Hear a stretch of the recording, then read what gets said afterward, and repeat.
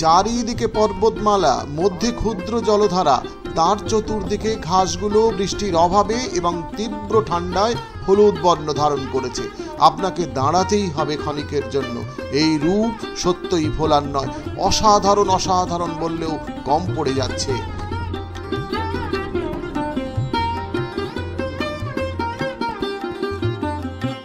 নমস্কার, শতার্চি 5-এ আমি প্রভাত।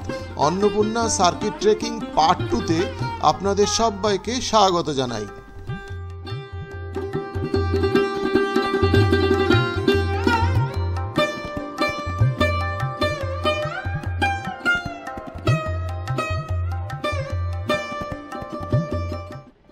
গতকাল 4 সিজন হোটেলে ছিলাম। আজ 22 অক্টোবর সকাল 8টা। আমরা জামে থেকে আপার পিসাংয়ের উদ্দেশ্যে যাত্রা করলাম। সারা দিনের হাঁটা, পথের সম্পূর্ণ দৃশ্য দেখার জন্য আমার সঙ্গে থাকুন। কথা দিলাম আপনার মন জুড়িয়ে যাবেই যাবে।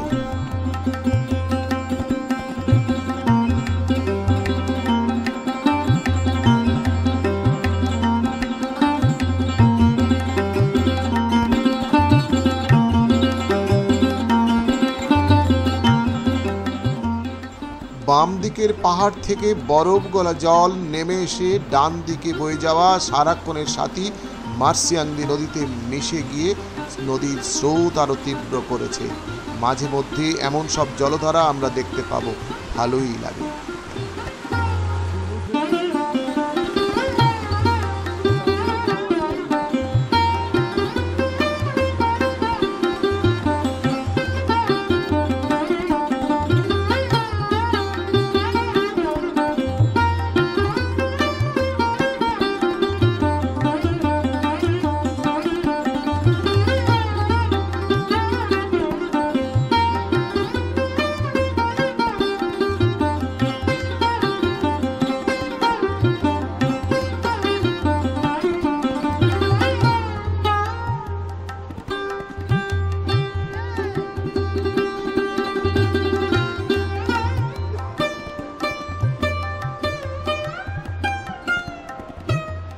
জামের উচ্চতা 2399 মিটার আর আপার পিসাংয়ের উচ্চতা 3300 মিটার, অর্থাৎ প্রায় 900 মিটার হাইক আছে। সুতরাং পরিবেশ ও শরীরকে মানিয়ে উঠতে হবে। বেশি তাড়াহুড়ো করলেই সমস্যা তৈরি হবে।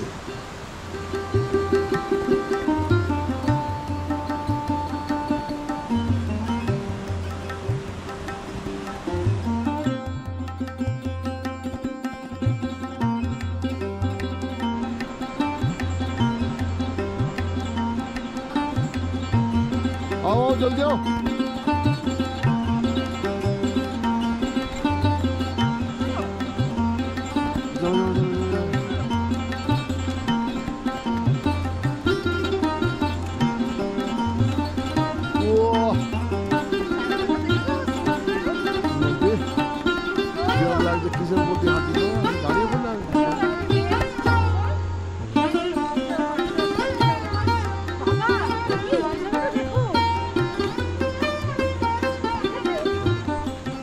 হাঁটতে হাঁটতে দেখে নিন গঙ্গাপূর্ণা পিক কেমন করে উঁকি মেরে আপনাকে দেখছে। নেপাল সরকার রাস্তাঘাট তৈরি করে রেখেছেন অত্যন্ত দুর্গম এলাকাতেও, কারণ সরকারের সিংহভাগ আয় হয় এই ট্রেকিং থেকে। মনে রাখুন, সমস্ত নিয়মকানুন অক্ষরে অক্ষরে পালন করুন, না হলে আইনের ফাঁকে পড়ে মারাত্মক রকমের বিপদে পড়বেন। আর একটা কথা মনে করিয়ে দিচ্ছি, বিনা কারণে উচ্চ কলরব ও হাসবেন না, কারণ স্থানীয় লোকেরা ভাবে আমাদের দারিদ্রতা নিয়ে উপহাস করছে। আপনি বোঝাতেই পারবেন না যে আপনি ওদের দেখে হাসেননি।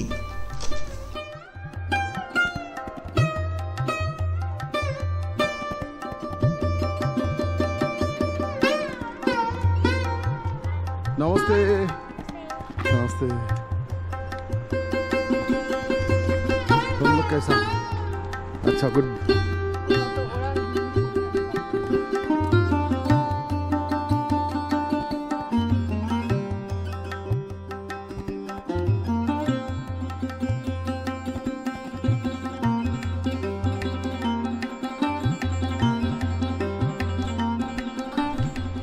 আপেল বাগান আমাদের আপেল বাম দিকে, বাগান, হিমশীতল আপেল ধরে রৌদ্রস্নাত আছে। সকাল, খুব সুন্দর দৃশ্য। পরিষ্কার আকাশ। আমরা হেঁটে চলেছি অনেক কিছু দেখার আশায়, আমাদের ভালোই লাগছে।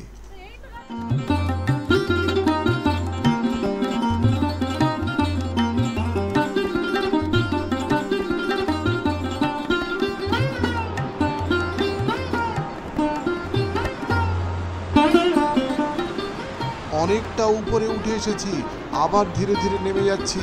মার্সিয়াংদি নদীও কাছে চলে আসছে। যতই ফটো তুলছি মনে হচ্ছে এখানে আরও একটা ফ্রেম হবে, কিছু একটা বাদ চলে গেল। একটা কথা আছে, Nepal is the golden place for trekkers. আমার মনে হয় সত্যই গোল্ডেন প্লেস। মাঝে মাঝে পিছনের দিকে তাকাচ্ছি আর বলছি, হে আকাশ বাতাস সমস্ত বৃক্ষ, মার্সিয়াংদি নদী, তোমরা সবাই ভালো থেকো।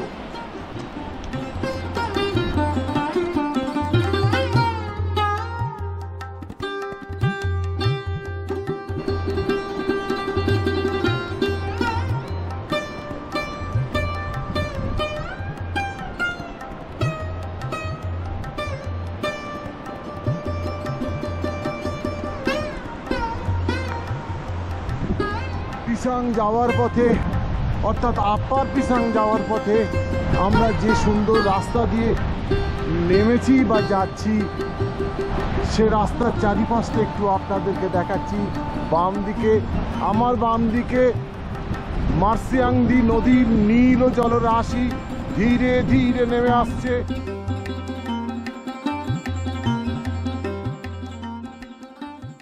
ডান দিকে বাম দিকে সব আপেলের বাগান। আপেলের সিজন যদিও শেষ হয়ে গিয়েছে, তবে এখানকার মারফা অঞ্চলের আপেল একটু পরে পাওয়া যায়। দেখা যাক, আমরা হয়তো পরে দেখতে পাবো।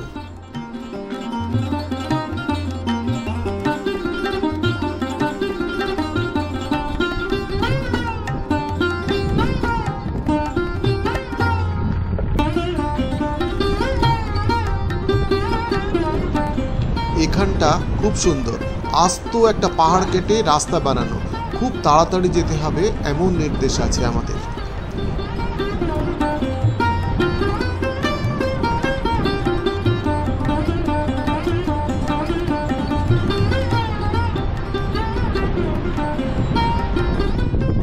ভীষণ হাওয়া, একদম দাঁড়ানো যাচ্ছে না। ভারতবর্ষের উত্তরে হিমালয় পর্বত না থাকলে আমাদের কি কি অসুবিধা হতো তা এখানে এসে ভালোভাবেই অনুধাবন করতে পারলাম। ওহ,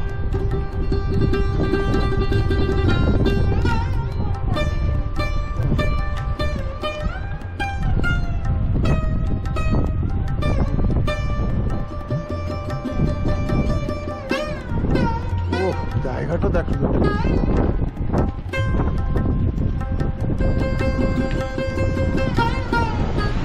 ও অসাধারণ!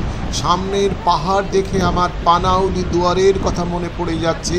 ওখানে পানাউলি দুয়ার অবশ্য সারা বৎসর বরফে মোড়া থাকে, আর এখানে প্রকৃতি মাঝে মাঝে লাল সাদা খয়েরি শেড টেনে টেনে মনোমুগ্ধকর চিত্র অঙ্কন করেছেন। আমরা এর সম্মুখে কিছুক্ষণ দাঁড়িয়ে এর অপূর্ব রূপ অনুভব করলাম।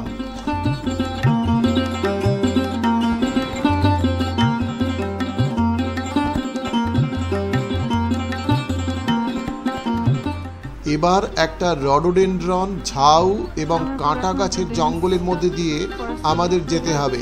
এটা একটা শর্টকাট।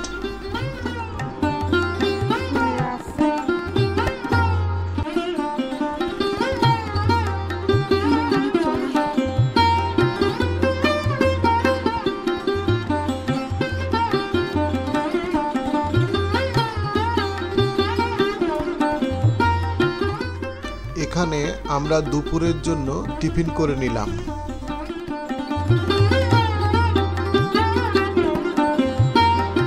দেখুন প্রকৃতির এই অপূর্ব রূপ সৌন্দর্য উপলব্ধি করতে করতে একটা কথা মনে করিয়ে দিচ্ছি, আপনি লাইক কমেন্ট বক্সে দু একটা কথা লিখে দিতে ভুলে যাবেন না। ভালো লাগলে অবশ্যই বন্ধুদের শেয়ার করে দেবেন। যারা এই ট্রেকিংয়ে যাবে তাদের উপকারে লাগবে, কারণ কমপ্লিট ইনফরমেশান আমি দিয়ে দেব।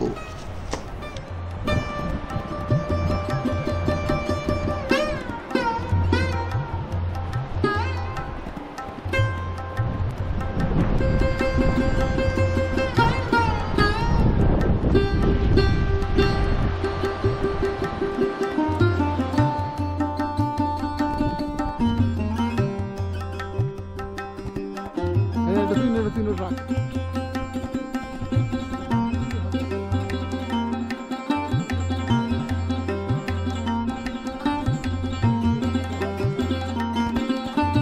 পরপর যাচ্ছে আমাদের লোক। কোথায় গেল আজকে আমার থাকা রাতে? আবার গেছে। আমার গেছে ঠান্ডা বেশি, কিন্তু ভিউটা ভালো। আবার সঙ্গে থাকবো।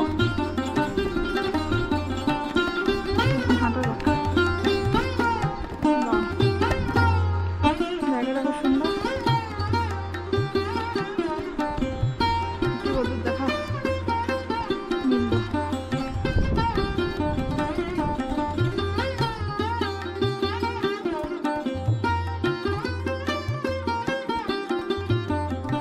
দাঁড়িয়ে আছি আপার পিছন, নিচে দেখা যাচ্ছে লোয়ার পিছন। আপার পিছনে আমরা গতকাল সন্ধেবেলা 5টা নাগাদ এসে পৌঁছেছি। এখানে সারা রাত আমরা অত্যন্ত ঠান্ডার মধ্যে কাটিয়েছি। -4 ডিগ্রি টেম্পারেচারে, শীতল হাওয়ায় যেন গায়ে কাঁটার মতো বেজছে। অত্যন্ত একটা অনুভূতি, এই নতুন অনুভূতি। ভালোও লাগছে, আবার কষ্টও লাগছে।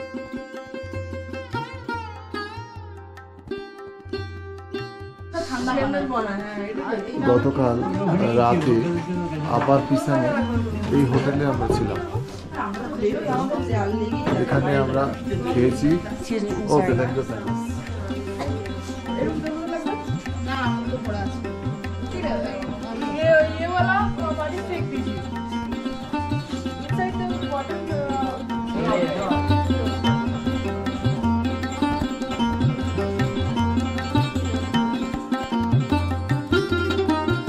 আজ 23 অক্টোবর আপার পিসাং থেকে যাত্রা করলাম মানাংয়ের উদ্দেশ্যে। মানাংয়ের হাইট 3540 মিটার, সুতরাং 240 মিটার হাইক আছে। মারাত্মক নয়, তবে পথ অনেক প্রলম্বিত। ট্রেকিংয়ের এটা 2nd দিন।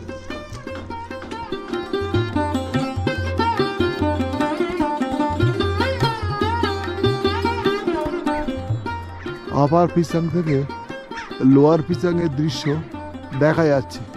অসাধারণ, মন জুড়ানো দৃশ্য। চারিদিকে হিমালয়ের মাঝখানে একটা ছোট্ট গ্রাম।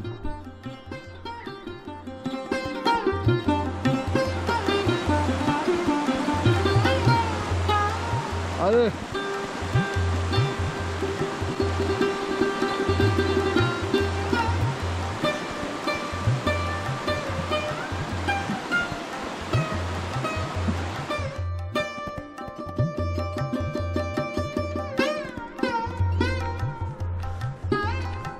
আসো, যে সমস্ত ট্রেকার্স গ্রিন লেক যেতে চান তাদের জন্য রাস্তা এখান থেকে ডান দিকে ঘুরে গিয়েছে। এই রাস্তা দিয়ে গেলেই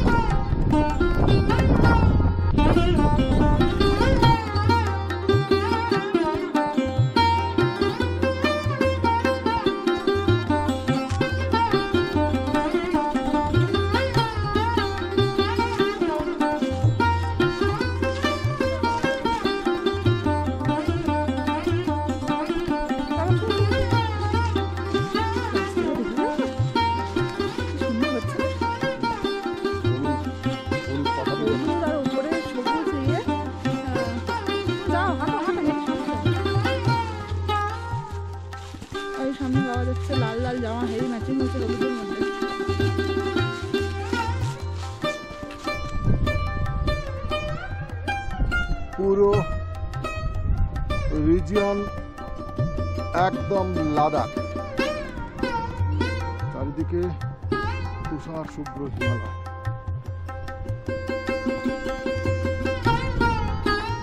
অবশেষে হুমদে এসে পড়লাম। এই অঞ্চল তিবেতান। এখানে কিছু গোর্খা সম্প্রদায় বাস করলেও এদের কালচার সম্পূর্ণ তিব্বতীয়। এখানকার প্রতিটি পাহাড়ে ওয়াইন্ড এরোশন দেখতে পাবেন। পাহাড় বিভিন্ন রং ও নানান আকারে রূপ নিয়েছে। এখান থেকেই আরও সংযত হয়ে চলতে হবে। মনে করে বুদ্ধিস্ট রোলারগুলোকে দক্ষিণাবর্তী ও ডান হাত দিয়ে ঘোরান, না হলে স্থানীয় লোকেরা আপনাদের উপরে অসন্তুষ্ট হবে। এখানে আমরা দুপুরের খাওয়া সেরে আবার হাঁটতে শুরু করেছি। এখানে বিমান অবতরণের জন্য ছোট্ট একটি রানওয়েও আছে।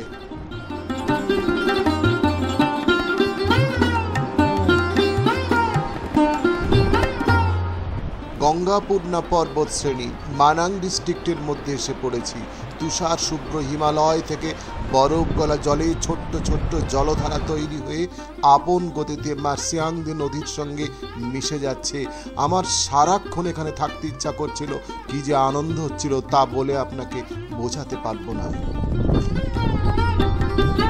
পাহাড়ের মধ্যে ছোট্ট একটা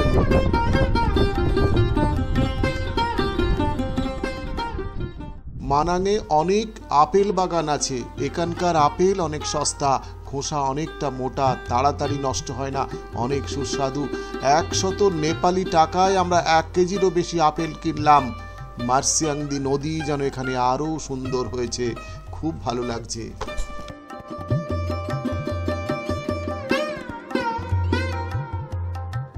আমাদের বাম দিকে তুষার শুভ্র পর্বতমালার নানান শৃঙ্গ যেন আমাদের গায়ের উপরে উঠে এসেছে।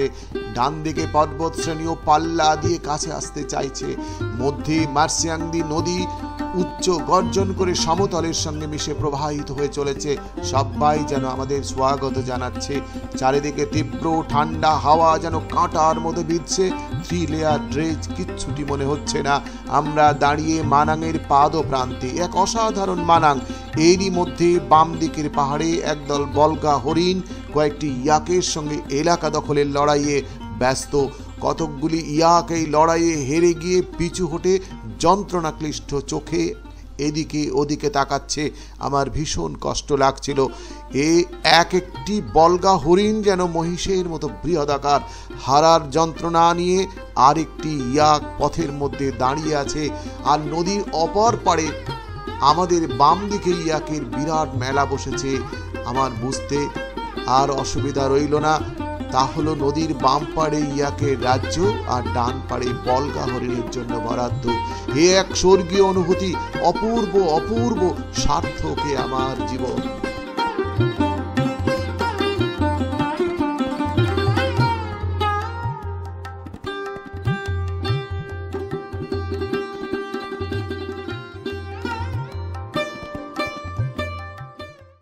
কিছুক্ষণের মধ্যেই সূর্যদেব পাহাড়ের পিছনে চলে গেল। আলো আঁধারি মানাং আরও মোহনীয় ও সুন্দর হলো।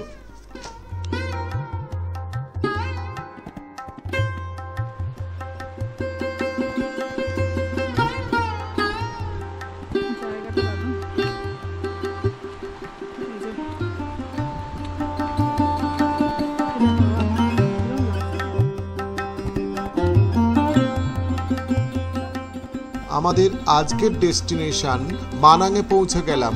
দীর্ঘ না করার জন্য এখানে শেষ করব। পরের অংশ আরও সুন্দর। আপনার মন পুলকিত হবেই এখানে আসার জন্য। গঙ্গাপূর্ণা লেক, শ্রীখড়গ, তিলুচু বেস ক্যাম্প, তিলুচু লেক ইত্যাদি সব অসাধারণ দৃশ্যাবলী সেখানে দেখতে পাবেন।